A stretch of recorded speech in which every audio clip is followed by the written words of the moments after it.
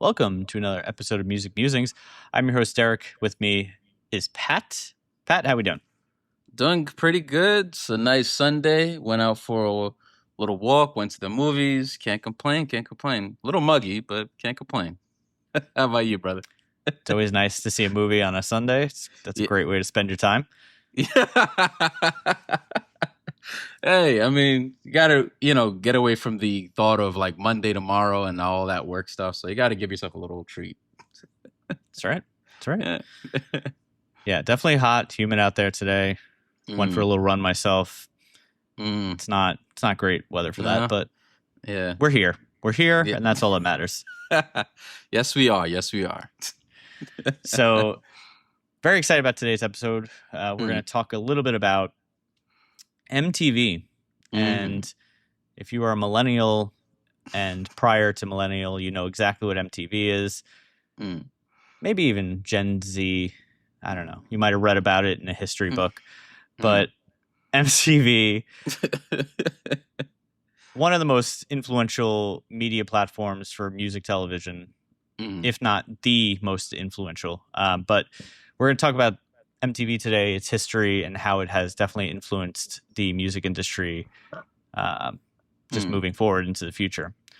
So excited to get into that. But before we do, let's talk about our new releases and musings of the week, as we always do. So I'll start off with new albums and some of the most biggest notable albums that came out this past week. Starting with Ariana Grande with Pedal, which is her new pop release and probably one of this week's biggest, mainstream artist release. So as always, I have not heard it, but will give a listen. Oh man, I wonder everybody's just judging this like these guys don't listen to a lot of new music. I'm like, we do. We're just busy. We're gonna have to do like a side podcast of like after the fact when we actually listen to the albums. Oh yeah, that could be something. Idea. That's a good idea. I could be down with that. 10-15 minute, just kind of like quick episode, just talking about all the albums. Like, hey, look, we did listen to this, and this is the proof. Right. So, Ariana Grande, if you're an Ariana Grande fan, you might be into this. So, and if you hear it before us, please let us know your thoughts. Yeah. You want to introduce the next artist since you were kind of talking about him? Yeah. So, Davido, I don't know how to pronounce this album's name. He dropped a new album, Orande or Orede. Is a major, Afrobeats, African like house sound. Well, not house, but he does elements of electronic like this in his production. I can tell because he produces as well. But anyone I've been listening to him for like the last 4 years, extremely talented, like very well done. If you ever want to listen to an album to get like a sense of his music taste, I would say the album 2023 Timeless, which is really good. The song Unavailable and Conte is my favorite on that album. So I'm eager to listen to this. This one is definitely going to be in my rotation. I'm going to definitely check this out. So I'll give you guys some feedback next time. I promise. This one I'm excited for. I'll have to listen for your recommendation. So yeah, I'm going to check that out as well. Then we have, I'm going to skip a couple here just because I don't know who they are, but we will put them on our playlist so maybe people can listen to them. So there might be some artists on our playlist who we didn't announce, but we'll put them on our playlist for this week. I do want to get to this next artist, Shabuzi. Oh, yeah. The Outlaw. Shirley and Other Western Tales. So it's a country hip hop crossover album. Have not heard it, but I am definitely going to be checking this one out. Yeah, me too. I've heard only one song, and he has Jamie Foxx on there, which was, I don't know why that just kind of jumped at me. I just had to listen to it, and it was good. It's good. I haven't listened to the rest of the album, but I'm eager to hear what Shabuzi's done. Or is doing with this album. I've heard a couple of his singles. We've all know, a couple of the songs, and I'm sure it's going to be a great production and great, album altogether. So I will definitely be listening to this too. Yeah, you never know with Shabuzi. Yeah, you never do. So, all right, let's get into the new singles for this week. I'll start with, we have Cardi B, Aha. You said you heard this single. How was it? It's good. It's it's funny. I like it. I'm sorry. Cardi B's lyrics is just, they're interesting. And I like, there's a little bit of comedic element into her lyrics, and I think it's good. I'll stop there. It's good. It's good. Okay. You heard it here. It's good. It's funny. So yeah, but it's good. I'll leave it there. Go check that out. Then we have Slater, brand new Chanel, or I think it's Chanel. Yeah. Right. Yeah. High energy dance, pop, and lead single from her upcoming project. So if you like dance, it seems like, maybe check this artist out. Then we have Riley Green. Imagine that. A notable new country release. So okay, could be interesting. And then we have Selena Gomez, Becky G, and Benny Blanco. Yeah. Yeah. T of Lud. I'm not saying that right. I'm not even gonna try it. You want to try it? Te olvido. Yeah, I think you got it. I don't know. Don't trust me. It sounds better than what I was saying. Yeah, could be interesting. Those are three big artists. So I listened to a lot of Becky G, and that's why I was like, oh, really? That's interesting. I'll definitely give that a shot. Didn't I think Gomez and Benny Blanco, they got married, right? Yep, that's right. You're right. All right, nice. Yeah, way to go. Good for you. Then we have Remy Wolf, Twiggy. So if you like Remy Wolf, Carol G. Also came out with a new single. What else? And then is that Low?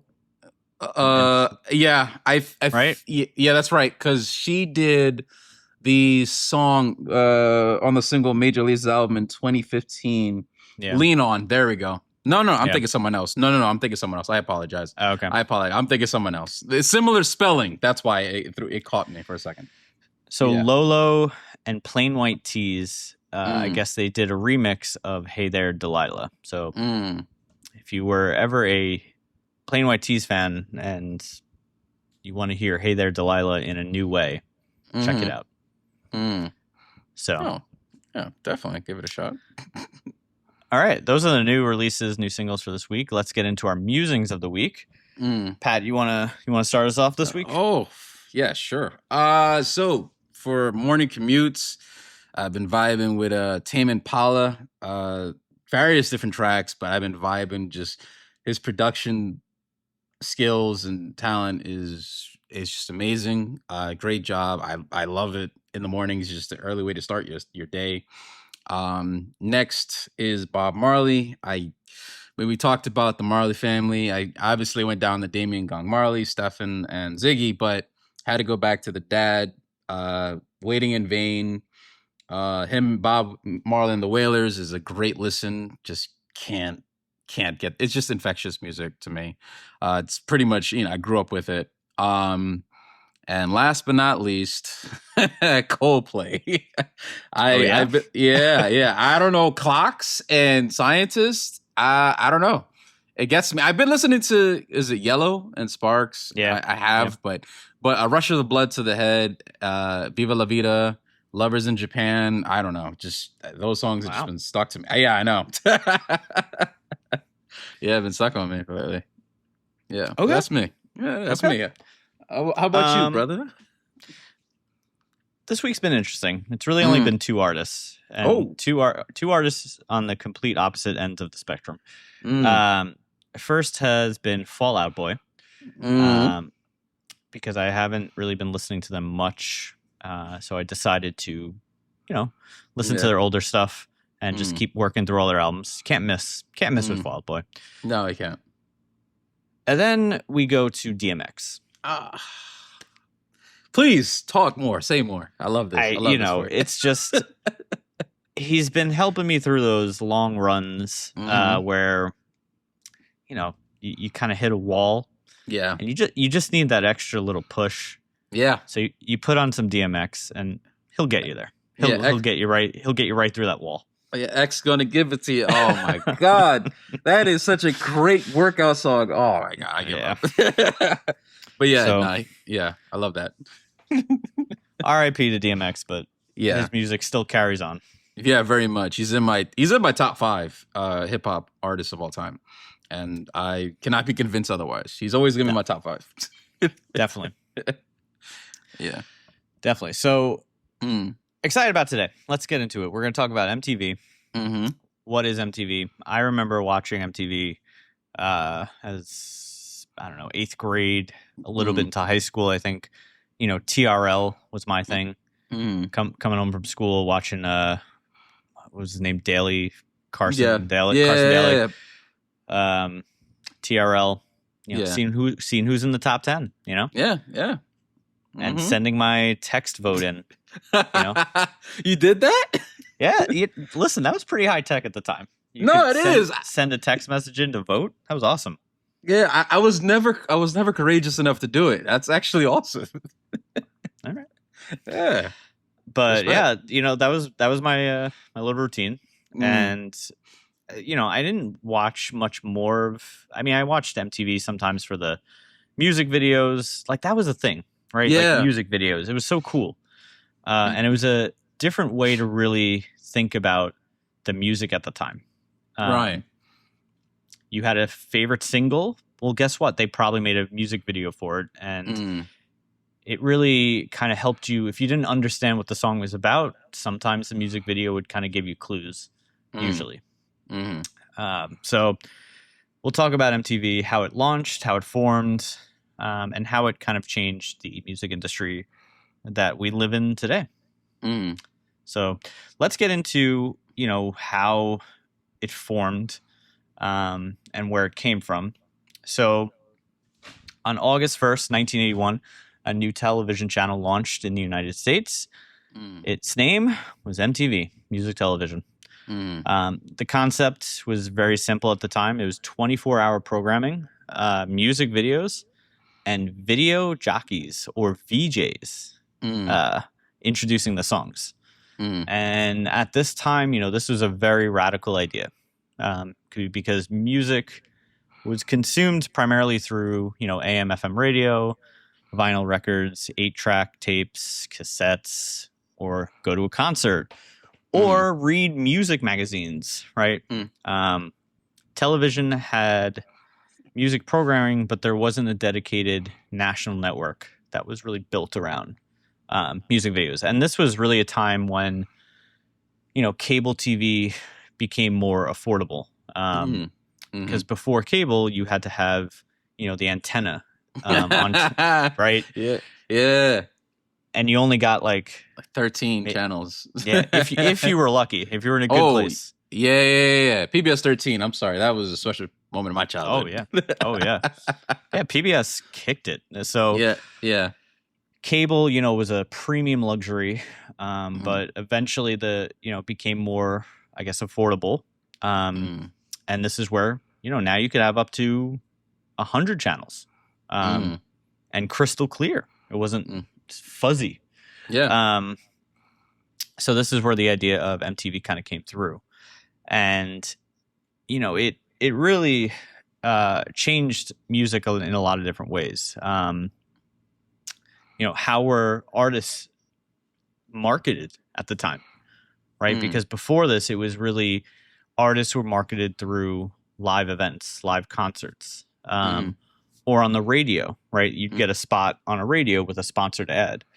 But now television kind of opened up the market to, you could sell the music on your music video and introduce consumers to your music that way, which was a much bigger market rather than just doing it, you know, at a show.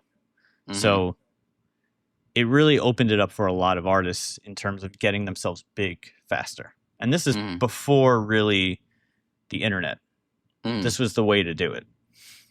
And it really changed also, I think, with that of, you know, how audience members discovered music. Because again, there was no Spotify, there was no Apple Music, everything was word of mouth, or you watched Now TV to see your favorite artists. Right. And that's how you would kind of consume it that way. Mm-hmm. So it really opened up a lot of, I think when it first came out, opened up a lot of opportunities for artists, and the music industry itself completely changed pretty much overnight. So, but before we even talk about that, we have to really understand is why was this so revolutionary? And let's kind of go back before, MTV 1981. And I talked about it a little bit, but I think one of the biggest things was the radio. Yeah. And primarily was the DJ was kind of like the gatekeeper. Yeah. At those times, like if you heard a new song on the radio, it was mostly because that DJ either liked that artist, or the company that DJ worked with paid a hefty price to get their music on the radio. Right. And that's really how, like, you would find a new artist is you listen to the radio. Oh, I like that song. They would, tell you who the artist is. And that's how you would, I'm going to go to the record store now and maybe buy a record by whoever this artist is. Right. And that was like really the primary way of finding music.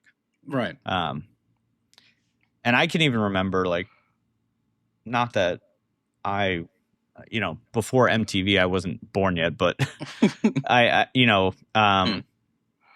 radio was still pretty big even when MTV was out. And I remember I would listen to the radio, and if there was a song I like, I would always have a blank cassette deck tape in my stereo, and I'd hit record to try and record that song on the radio. Mm-hmm. Yeah, I did the same thing. So it was still, like, radio was still a big deal, but obviously it changed a lot once MTV kind of came out. So I think it's also important to note, you could be like a massive star without audiences really knowing much about your personal appearance. So like your looks, because people were still very much kind of radio forward. So the voice and the music always came first. Before, and this was right when MTV was coming out, like before they would actually see that person live, either in the music video or if they were playing a video of them playing live. So it's interesting to note that, that's how primarily people found you. It's the music and the voice kind of came first. Right. And then to note, it's interesting that, like, music videos weren't created by MTV. I think it was just made popular by them. Because artists themselves created, promotional films and performance clips from a long time before. Example would be like the Beatles created films for songs like Paperback Writer and Penny Lane. Same with like David Bowie and other artists. But MTV, I think, really made, music videos popular and made it more mainstream than it was. Right. So I guess here's a question to you. Do you think artists were more kind of mysterious before MTV because you didn't have immediate access to their image? What do you think? Yeah. Let's just say there was, I'm just going to use an artist that I used to follow, like them a lot. Nas. When I was growing up, listened to Illmatic, and there was different magazines. The Source was one of the biggest ones in terms of hip hop. And that was like my way to kind of like, dissect his music. Obviously, I know who he is to some degree through his music, but learning a little bit more through like magazines was, the way to go. But I think artists were a little bit more mysterious before they were like making appearances on like MTV or doing music videos, because you kind of like, all you really know is what they would show you. But when you're like doing a music video or an interview, and you're kind of like present in front of everyone, it's kind of like, oh, now I can kind of connect to him. I can kind of like hear more words. I can see how he reacts, body language, style, all kinds of stuff. So you kind of like can be able to analyze a little bit more about them. So yeah, I think, artists were a little bit more mysterious, but I think with MTV, it allowed them to become more vulnerable, or a little bit more, or make the connection to the public a little bit easier. So I get what you're saying. So I think MTV, yeah. Before MTV, they were always kind of like an enigma, but it was an enigma you were fascinated by, and you were just like constantly just looking for any breadcrumbs of information to just get like a closer idea of who they are. But I think MTV, and whether it's interviews, music videos, or promotions, it give a different layer of vulnerability. So yeah, I like that. Yeah, yeah, definitely. Yeah. And here's a question to you: do you think MTV made artists more relatable, or more like a streamlined product, like a manufactured product? Yeah.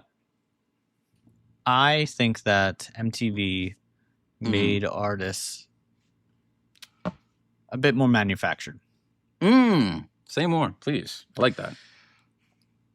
I think, maybe in the beginning it might have been a little bit more relatable, but I think because of the process and how accessible it made for mainstream artists already, like artists who were already signed, they had a backing. They had money and funds and the means to do so. It made it easy for them to, just pump out music videos, which I think just kind of manufactured the image that they wanted of, whether it's a band or their persona as an artist. I think it kind of simplified that process for them. Now, that's a generalization, and I don't think that's true for necessarily every single artist that came out. But I think MTV made artists definitely more manufactured. I see what you're saying. In that sense. I get it. Yeah. So I agree with you. So let's keep going with MTV. August 1st, 81, MTV launches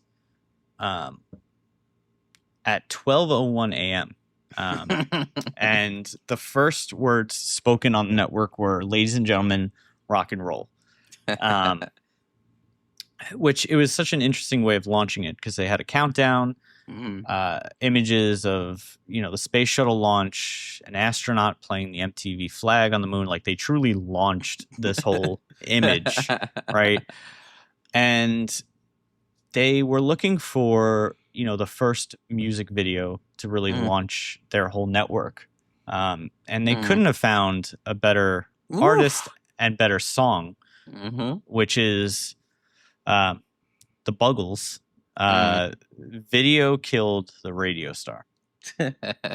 Which, it's like, that's the perfect choice. Yeah. If you're gonna launch a music video network, that's perfect. Yeah. Because the song, it's about technology replacing older forms of music consumption. And the irony behind it, of course, is, MTV was a new technology, and it was built around visual media. And the first song was literally about a technological shift in how people experience music. Yeah. So it was like the perfect song to launch their whole network. Yeah. So in the early days of MTV, MTV programming focused heavily on rock, new wave music, pop, British artists. And they had relatively limited audience initially because, again, not every American cable provider carried it. Again, cable was in its early stages across America, and it was not a, cheap thing you could afford it. I mean, it's still not cheap to this day, but back then it was relatively expensive. It was a true luxury thing that you can get.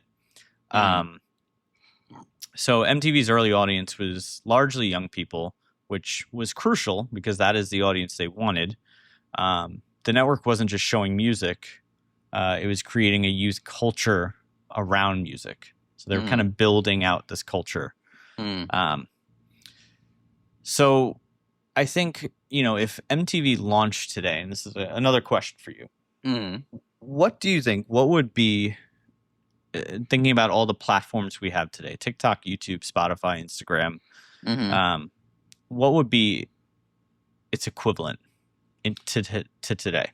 If I had to be honest with you, I was trying to play devil's advocate against could it work, and because naturally my answer would be I don't think it could work today. But if you wanted to say how could it be executed, just a concept, I think you would have to take TRL, like take two influencers and make them develop like almost like a mini show where they'll interview like upcoming artists or artists that's about to release albums. So like just like another streaming platform, but you would need it to be on. You would have to take two big names in order to run the program, like as the host, should I say? I think that's the that's the only way I could think of. Like it has to be like either people who have or also who are former musicians or in the music industry enough to kind of like talk about it and interview people. I think that's the only way, but it's hard to do that now because everybody can kind of like film their own music videos like with their phones or even get a camera, and I think there's a lot more connection to the authentic aspect of the cinematography if they do music video. So if I had to say anything, MTV, if it was to work today, you would it would need a you would need two big names in like music or like entertainment that could be like the hosts and then interview people. I think that's the only way I could think of off the top of my head. What about you? What would you say? I would go with YouTube because music videos are relatively short. Mm-hmm. They're not, it's not as short as like TikTok format and it's certainly not like Instagram like format. I think it's more YouTube because it's 3 to 5 minutes. Yeah. And there's a higher production value, I think. So yeah, I think if its equivalent would be YouTube in a sense. Because I think it would be easiest to just do it that way on that platform. Right. So I agree. Which is interesting because, before MTV started, right, music videos were often, it was like a promotional material that artists would have, whether it's a video about the new album they have coming out or a single. But after MTV, it became like part of the artistic process, where artists got to tell, stories through their videos, creating characters and all these themes, to the point where the music videos became like mini movies. So instead of, simply filming a band performance, directors began creating elaborate productions. So some that came to mind, or some examples that I can remember, would be Aha, Take on Me. That is such a cool music video. Even today. Today. Yeah. It was so creative. Yeah. It has, live action with pencil sketch animation. And this wasn't done. I mean, all the pencil sketch was done by hand in this video because computer technology was extremely limited at the time. So they did this by hand. And it's just such a cool, like, visual in this video. I don't know. I agree 100%. It's still with me today. I remember when I first saw it, I was just like, what am I watching? And I don't want it to stop. Yeah. Yeah, it's that great. I get it. I agree with you. And it's a great song, too. So exactly. 100%. What else we got? Guns N' Roses, November Rain. This is another one. Huge production. They had a lot of money. A very cinematic storyline, expensive sets, and really helped to establish the idea that rock music, videos could feel like a Hollywood production. So another cool video. If you haven't seen it, check this one out too.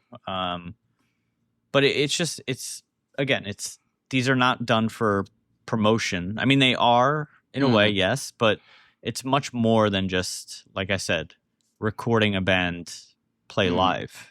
They are telling a story through a video, which is really cool. So, and that aspect. So these are the early years of MTV, and they're kind of getting their footing down and creating this culture. But then there's some artists that start to kind of stand out. And I think some of these artists, already had a huge following and were pretty big already. But then we get to probably one of the biggest artists who understood how to use MTV was Madonna. Without a doubt. She really not only invested her creativity into her music, but also it translated beautifully into her videos. She was about just creating these worlds, and really her career kind of was defined by, fashion, dance, sexuality, controversy, visual storytelling. And I think, one of her first big music videos was like a Virgin. Yeah. Which kind of helped establish her image as this provocative star, and really became like her defining moment into the music video industry. Yeah. So, she has other videos, Material Girl. Yeah. References Marilyn Monroe. Yeah. That one I know. Yeah. That was a big one. Yeah. Like a Prayer. This was very controversial. A lot of religious symbolism in this. Yeah. Sparked a lot of controversy for its meaning behind what's happening in the video. And if you don't understand what I'm talking about, go listen to the song, listen to the lyrics, and you will immediately know what I'm talking about. I'm not going to say it here. We like to keep it clean here. Okay. Yep. What else? Oh, Vogue. Vogue.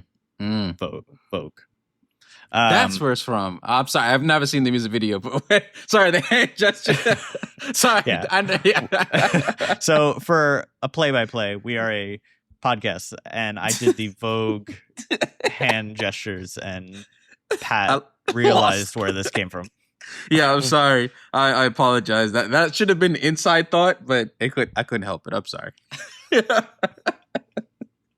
But it created this iconic visual that even if you don't know who did it, now you learned who did it. Yeah, exactly. You still know it came from something. Yeah, exactly. I was like, wait a minute, where is it? Yeah. So here's a question for you. Okay. Do you think Madonna would have been the global star she was and is without MTV? Yes. I think she still would have been. I think whether it was MTV, I think somebody would have came up with the concept of video representation of music in some way or shape or form. So whether it was MTV or a different network would have came up with the concept of that program, I think someone else would have did it regardless. And whoever would have had that platform, Madonna would have still executed her artistic vision of her music regardless, in my opinion. Yeah, I agree. I think Madonna is such a icon and creative genius in her own right that even if she didn't have the visual media of MTV, she would have probably done something on her own. Right. Exactly. That would have been as, creative as MTV. Know. So yes, I absolutely. Then let's talk about our next artist who changed literally everything. Michael Jackson. He's one of the most important storytellers of music television history. But when MTV launched, the network was criticized for not giving enough exposure to black artists. And this was a significant issue because MTV was becoming increasingly influential with young audiences. So his breakthrough was, the success of Billie Jean and Beat It, which helped change the situation. And then, of course, came Thriller. Oh, yeah. Which, if you haven't seen that music video... What are you doing? Pause this podcast. Yes, please. Go watch it. Yeah, and then come back, and then you'll understand where we're going. But yes, agreed. 100%. It's such a cool video, and even to this day, it's still a cool video. Yeah. It was directed by filmmaker John Landis. It is much more than a typical music video. It was like a mini movie. It has, narrative, dialogue, horror movie elements, elaborate choreography, special effects, makeup, and cinematic production. It was a 14-minute short film. So, they definitely expanded on the song itself for this. But it just, it demonstrated that a music video could be a television event, a marketing event, a cultural event, an artistic event. It could be all the things in one. And it's 14 minutes. And by the way, it doesn't feel like it's 14 minutes because you're so into it from the first second. So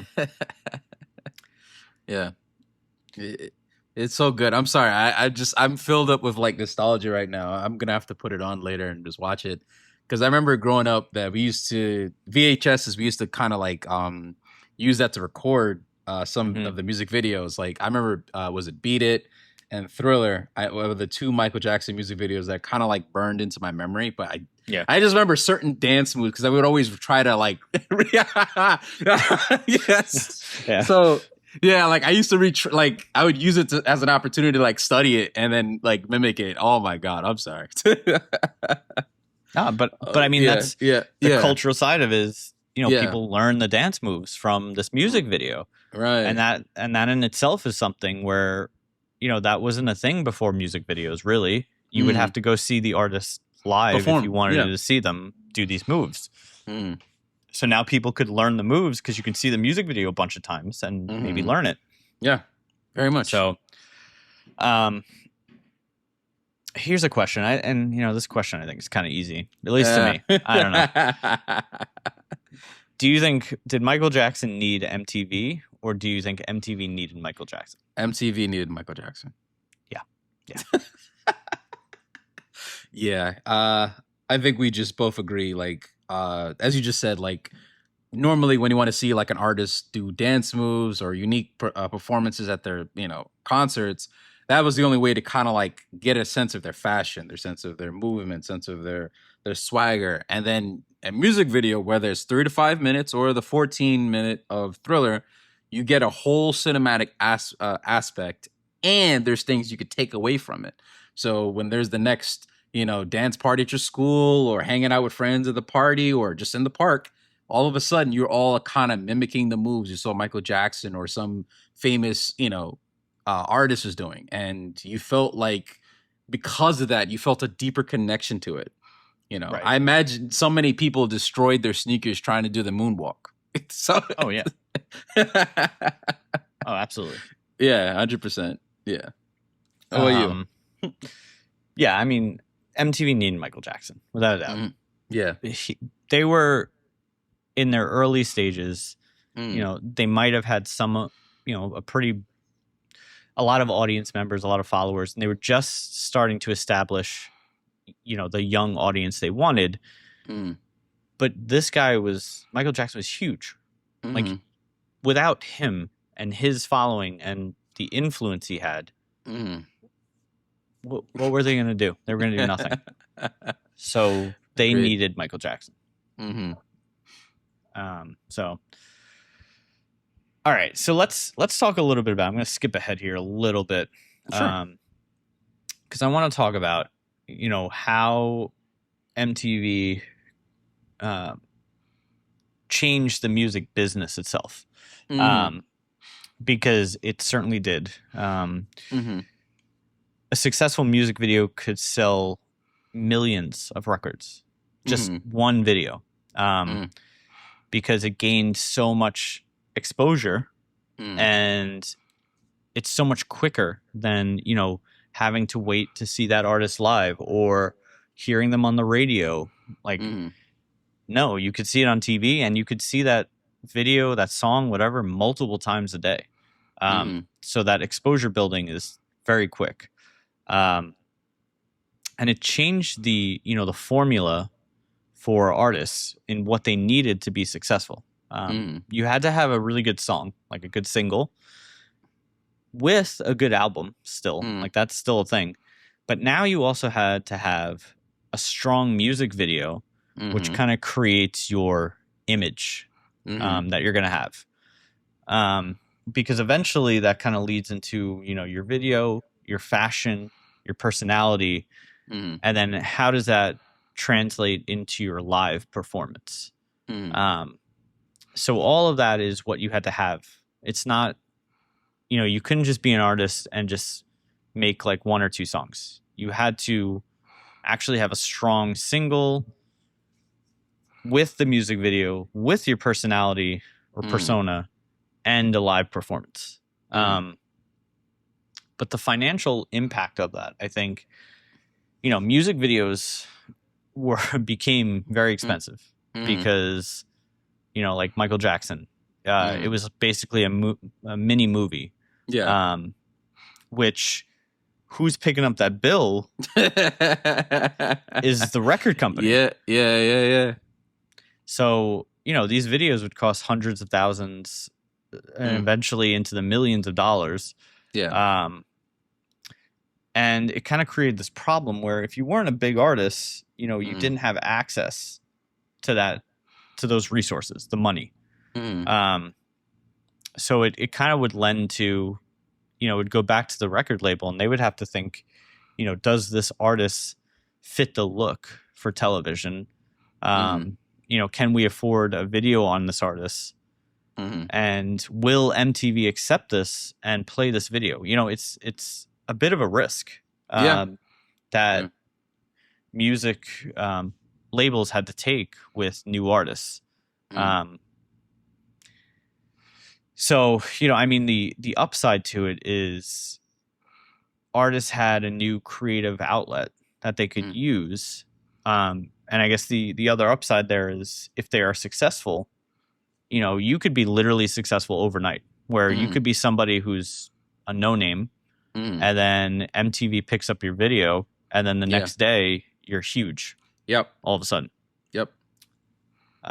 Like, it could happen that quick. So it was a lot. And I think, I guess my question would be, you know, do you think MTV made the music industry more creative, or do you think it made it more superficial? So if I had to be honest, a little bit of both. In the sense that on the creative side, it allowed like artists and bands to kind of like express their songs a little bit more visually.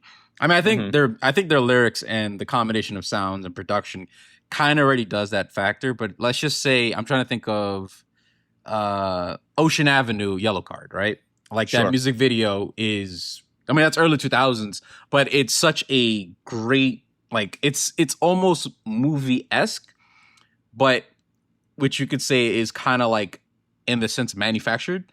But then you have like elements of like R&B and hip hop, or a very, you know, grungy type rock song, and you can have like a very, you know, down to earth kind of like visual effects. Like, not sorry, visual effects, like a visual experience where it's just like, you know, the band or an artist or a singer just like, you know, walking around, and it's just being you know, shot like by somebody. So it feels less like on a huge production level, which is what I think we talk about, the authentic element. But I think you're right. I think after a period of time, they started, you know, getting really like almost borderline movie like cinematic production, and it's starting to feel like, okay, I like it, but it's also feel like this is like being forced on me, or this is kind of like everybody's starting to look kind of the same in terms of like music videos. So Yeah. I get what you're saying. No, I agree. I think the same thing. Yeah. A little bit of both, but I think Mm-mm. it made it a little bit more superficial. But Mm. just because of it is a business at the end of the day. Yeah. So I think with that, there is more of a pressure to, you got to make the money back. Mm-hmm. So unfortunately, I think sometimes with that, you lose a bit of the creative aspect to it. Yeah. So, but let's jump ahead. Let's get into MTV's evolution. Because I think this is an important part of kind of where it landed. I think what led to its downfall, actually, but because MTV, it eventually moved away from its original concept of, creating music videos, and instead focused on increasingly featuring, reality TV shows, game shows, talk shows, celebrity programming, original series, and music videos really became less central. Yeah. They weren't even there anymore. Yeah. And some of the shows, I mean, I remember some of these like MTV Unplugged or The Real World, TRL. See, that was my jam. That was my jam. Pimp My Ride, Jackass. And like, listen, some of these shows for what they were like funny or fine, right? But it wasn't what MTV set out to do. Because MTV started as a music television, but eventually became a network where music was no longer the primary focus. Yeah. And it was kind of sad. And I think it led to its downfall. And I think, no, people just stopped watching it. It didn't matter anymore. Yeah. Yeah. It's funny because I honestly think if MTV came back and just went back to its original, idea of music television, I think it would actually become really popular again. Really? I think people want to see music videos again. Yeah. Yeah. Yeah. I agree. I think that watching music videos is just always an interesting element to like learning a band, especially a band you never heard of before. And then you're like, here's a visual aspect. And now you're like, well, the song is good. These guys are vibing, or this group is like really interesting. So now all of a sudden you're like transported to their world. And this, like that 3 to 5 minutes of being in that music video with them, you're kind of like, okay, I kind of like that song. I kind of vibe with this. Like I'm thinking go back to Coldplay. I think it was The Scientist when Coldplay plays the music video in reverse. Yeah, I think like that's interesting. That was one of the first like music videos I saw by Coldplay. But yeah, that one was like really good, and it gave you kind of like an intro into their sound and their world. So I think if MTV brought that back, it would I think it would be great. People who are bands and artists can just submit their videos, and they would just play it. And I think it can work, definitely. Yeah, and I think that because I think a lot of our generation would like that. I feel like the newer generations would also like that because they're very visual people and learners, and I think they would want to see music videos. I think it's just a cool concept. So MTV, come back in that form. No more ridiculousness, please. No. I can't. No. I'm sorry. He made his money. He's fine. Yeah. So, how does MTV connect to today? And like all the platforms we have today. So YouTube and TikTok, you know, MTV, remember, it was centralized. It was one major network. Yeah. They were certainly gatekeepers in some aspects, and it was very much a shared viewing experience, again, because it was cable. So yeah, everybody watched it at the same time if you were watching MTV versus, you know, like YouTube, which is on demand. Anyone, anywhere could upload unlimited music videos. You have a global audience. Artists can start your own channel and promote your own material. You don't have to have, you know, a record label behind you. Similar to like TikTok, right? Short form video. Music discovery through viral clips. Something I remember my brother, even I, do that. Songs can become hits because of a 15-second moment. That's happened a bunch of times. Yeah. Or older songs can become popular again because they use them, you know, in your clips or whatever. Right. So I think the takeaway here is, you know, MTV taught audiences to associate music and visuals.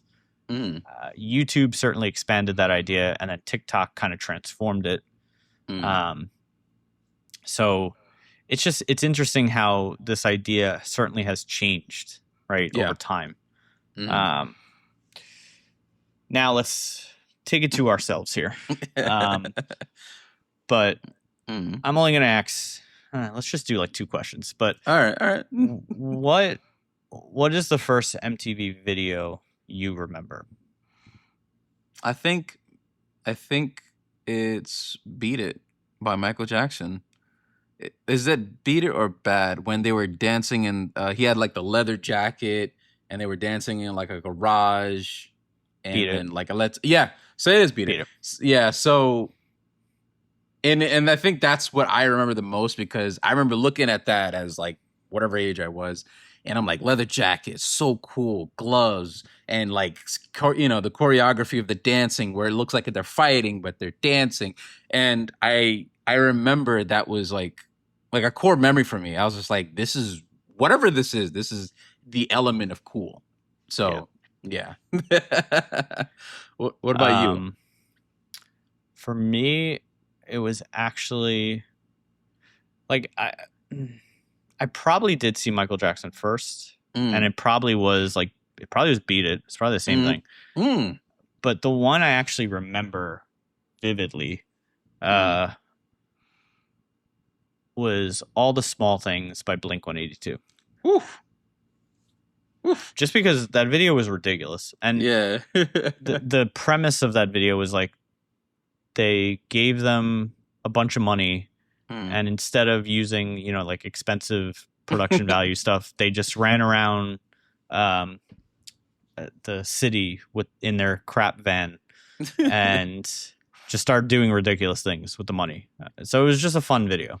Hey, but I love that for them. Yeah. And then my other question, did you ever watch TRL? I want to say sparingly. I can't remember too much fond memories. I've seen it. Was Carson Daly? Yeah. I've seen it here and there. I think for me, I was not as interested. I was morely into obviously I just, you know, unless like an artist or like a celebrity showed up, or it was, you know, for me, it was always music videos. That was kind of what I ran to MTV for. It was, even if it wasn't an artist or a band or a group I knew, I just loved watching it. Yeah. And, you know, and then I'll be like, that's kind of like, that was my way of being exposed to other sounds besides what's around me. Yeah. What about you? Yeah, I mean, I would watch it when I came home from school. Yeah. It would always be on. It was either that or Dragon Ball Z. One of those two. I think I was the DBZ guy. Oh my God. That's another. Yeah. I'm sorry not to be disrespectful to Gen Z, but you guys have no idea how you miss out on core memories. Running home from school to catch, was it Toonami or Toonami. You know, TRL or like, music videos, and then you would, and the crazy thing is because they were all scheduled programming. So if it was at like 6, you had to catch it at 6, and then if you caught it and it was something really cool happened, the next day you go back to school, you talk to your friends about it, and it was like a shared memory experience. Yeah, because you all watched it together live. Yeah. So different homes, but you all was at the same place at the same time, and that's what I loved about it. But yeah, top for the day. So, yeah, it certainly felt different. I wish it would come back in some form, but c'est la vie. So I think the final takeaway here for MTV, MTV certainly didn't invent music videos, but it made culture it made it central to popular culture. And it certainly changed how artists were marketed and how record labels kind of worked with artists and changed the formula for being successful. It helped to establish, artists having like a visual brand for the first time. And it eventually kind of evolved beyond just music. There's a whole visual sense and production value behind it. And I think its influence certainly continues today in various different forms. But I think it certainly has definitely changed the music world as it's continued forward. Absolutely. Definitely agree with you. Like you said, they didn't invent music videos, like not the format that we know now, but they created that. But I think like the 70s and 80s before MTV, there were like recording of bands, artists at like different little concert halls or little like shows, and and that was really cool. And then eventually, I think MTV made it such a unique and easier way for the general public, not just buying, cassette tapes and VHSs and like finding out like, oh, can I borrow that VHS? I want to watch this performance. No, now everybody had this kind of like the same access, and MTV definitely created that lane. Definitely. Well, yeah, fascinating world of MTV. Yeah. I miss it in some regard as the form I knew it. Yeah. But music videos were a thing at the time, and they were fun. They were a lot of fun to watch. Yeah, it was, and you're right. I do miss the MTV that we grew up with. Will they make a comeback? I have no idea. I think you brought up a good point. I think YouTube could be the way to do it. But I think the concept of just watching different artists and groups come up with that, like for example, I'm thinking Wu-Tang Clan when they first made 36 Chambers. It was like a home video, and it was like they shot it like a home video. And I think it was Protect Your Neck. It was their single, and it was so like it felt so like raw and authentic, and then when you saw like music videos like that on MTV, it's like, oh my god, it feels like the artist really created this, which they have a strong hand in. And they did in the beginning, but I think as the years came on and they saw like a market for it, it became, oh, we're going to bring in directors. We're going to bring in like set designs. We're going to bring in all these kinds of things. And I think, or visual effects. And I think it started to lose its authentic spirit, if that makes sense. Yeah. Yeah. I agree with you. But yeah, you're right. Well, thank you for listening to us for this episode. As always, if you have any comments, feedback, please email us at musicmusings@gmail.com or check out our website, musicmusingspodcast.com. Give us any feedback, any ideas, comments, songs, whatever you want. Just throw it there. We'll look at it. So stay tuned. Follow us. Subscribe to our playlist, and we will catch you next time. Take care. Thank you for listening to today's podcast. If you have an idea for an intro or an outro that we could play on our show, please send to musicmusingspodcast@gmail.com. If you have any questions, comments, or ideas, please email us at musicmusingspodcast@gmail.com.